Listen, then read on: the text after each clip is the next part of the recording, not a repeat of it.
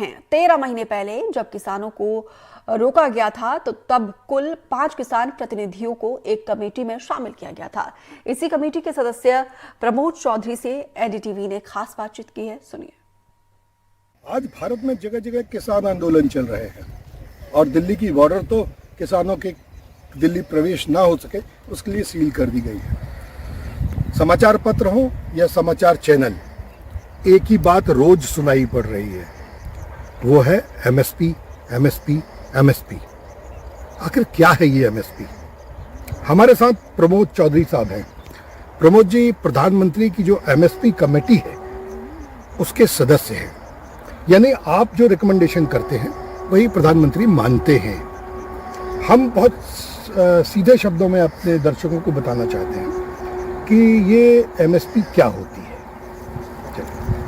इसका वैसे तो अगर इसका ये देखें तो मिनिमम सपोर्ट प्राइस, यानी बोलचाल की भाषा में हम जिसे समर्थन मूल्य कहते हैं, वो ये एमएसपी है। इसका शुरुआत वैसे इस वजह से हुई थी कि किसानों को जो है ये उपभोक्ताओं को देखते हुए रेट कम हो जाते हैं मार्केट में और उसमें उनका लागत मूल्य भी नहीं निकल पाता। तो इसके लिए उन्होंने एक ये मिनिमम सपोर्ट प्राइस के नाम से एक ऐसा ब्लॉक रखा कि जिससे यदि रेट चला जाता है, ऊपर अगर रहता है रेट तो वो मंडी में आप किसान बेच ले, लेकिन यदि नीचे चला जाता है तो वो अपना माल न बेचे और गवर्नमेंट उसमें अपना इस माल को एमएसपी के ऊपर खरीद लेगी ताकि किसानों को उनका मूल्य मिल जाए। अब मैं ये जानना चाहता हूँ कि आखिर ये क्या मामला है। हर साल सरकार, केंद्र सरकार और राज्य सरकार एमएसपी घोषित करती है, जो रिसर्च के बाद आप लोगों की रिकमेंडेशन के बाद फिर क्यों किसान इतना उत्तेजित हो गया है कि देश को जाम करने के लिए तैयार है?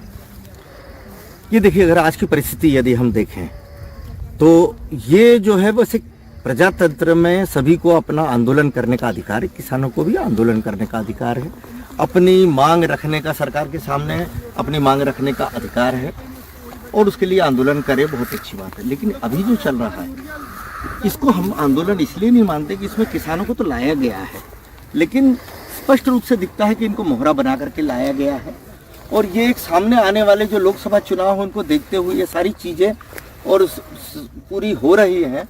और उसमें पिछली बार भी हमने जब आंदोलन हुआ था दिल्ली में, लोग अपने यूपी के चुनाव होने वाले थे, उसके पहले की बात है, और भारतीय किसान संघ ये जानता था कि इसमें हिंसा फैलेगी और उन्होंने आगाह भी किया था सरकार को, और हमने पूरे देश ने देखा, पूरे दुनिया ने देखा कि किस प्रकार से हिंसा हुई और कैसे कैसे नारे लगे और उसमें देशद्रोही नारे भी लगे थे, सीधा सीधा लोगों ने देखा।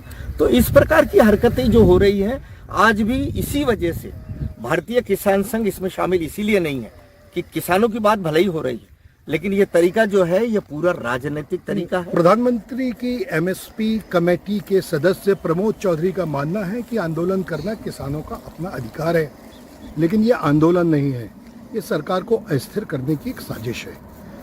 जब कमेटी बनाई गई है तो सरकार को इस कमेटी के और किसानों को भी इस कमेटी की रिकमेंडेशन का इंतजार करना चाहिए, क्योंकि कमेटी हर पहलू पर बात करके अपनी जो रिकमेंडेशन है वो सरकार तक सौंपेगी।